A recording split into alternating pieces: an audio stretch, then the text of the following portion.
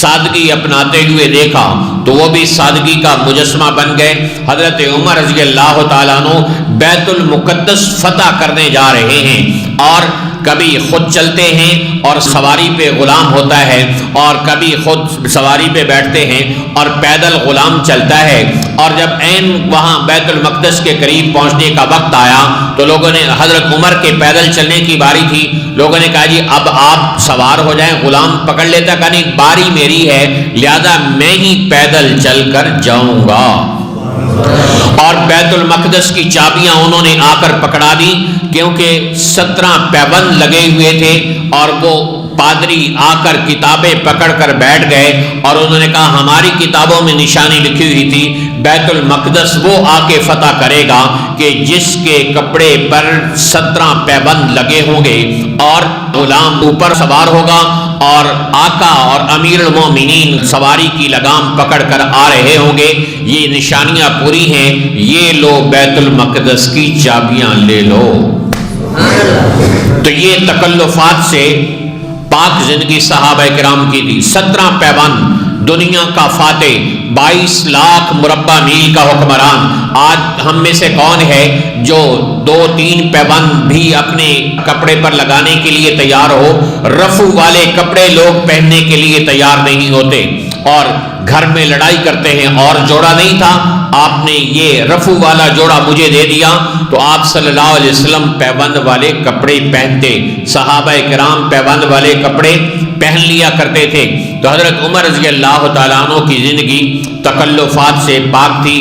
ایک مرتبہ حضرت عمر رضی اللہ تعالیٰ عنہ رات کو گشت کرتے تھے لوگوں کے حالات کے لیے، تو آپ اندازہ کیجئے کہ خود بے آرام ہو کر سارے لوگوں کے آرام کے لیے چکر لگا رہے ہیں، رات کو جاگ رہے ہیں، اور ایک آدمی کو جاگتے ہوئے پایا تو اس کو کہا کہ یہ میرا جوڑا ہے، تم اس کو دھو دو۔ کہا کہ اس کا پیبند بھی اکھڑ گیا ہے، ذرا اس کے پیبند اور ٹانکے دوبارہ لگا دو۔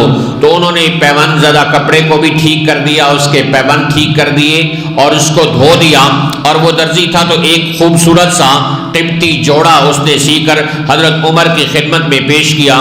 حضرت عمر نے اس کو ہاتھ لگایا تو کوئی بہت نرم تھا۔ حضرت عمر نے فرمایا یہ بھائی رکھ لو، میرا کپڑا اس سے زیادہ پسینے کو جذب کرتا ہے، میں یہ نرم اور ملائم لباس نہیں پہن سکتا ہوں۔ حضرت عبداللہ ابن مسعود کہتے ہیں کہ آپ کے پاس میں حاضر ہوا تو آپ ریت پر سوئے ہوئے تھے۔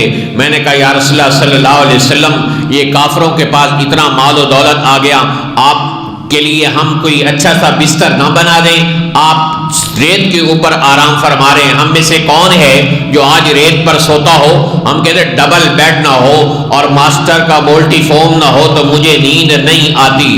مجھے کتنے لوگ ہیں جو کہتے ہیں چارپائی کے بغیر نیند نہیں آتی، مجھے بیڈ پر سونا ہوتا ہے، اس کے علاوہ مجھے نیند نہیں آتی۔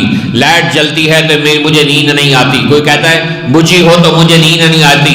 ان تکلفات میں پڑنے والے امتیوں کو معلوم ہونا چاہیے کہ آپ صلی اللہ علیہ وسلم کھجور والی چارپائی پر بھی سو جاتے تھے۔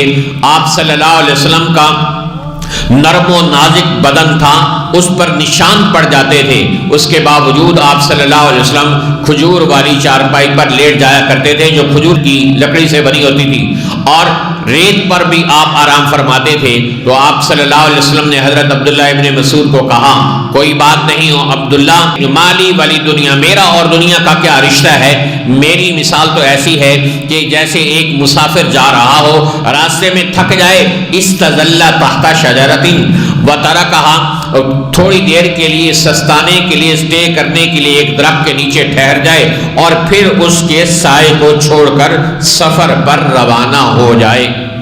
حضرت عمر رضی اللہ تعالیٰ عنہ بتاتے ہیں کہ میں آپ صلی اللہ علیہ وسلم کی خدمت میں حاضر ہوا تو آپ علیہ السلام کھجور والی چارپائی پر لیٹے ہوئے تھے، جس سے آپ کے نرم و نازک اور خوبصورت بدن پر نشان پڑ چکے تھے۔ میں نے کہا یا رسول اللہ صلی اللہ علیہ وسلم، یہ کیسر و کسریٰ کافر ہیں اور وہ اتنی عیش میں رہ رہے ہیں، آپ اللہ سے دعا کریں اللہ ہمیں بھی وسعت والا رزق عطا فرما دے۔ آپ نے فرمایا عمر، اللہ نے ان کے لیے یہ دنیا میں کر دیا ہے، ہمارے لیے سب کچھ آخرت کے لیے رکھ دیا ہے۔ تو ہم صحابہ کرام کو دیکھتے ہیں تو وہ اس طرح سادگی کا نمونہ بنے ہوئے تھے۔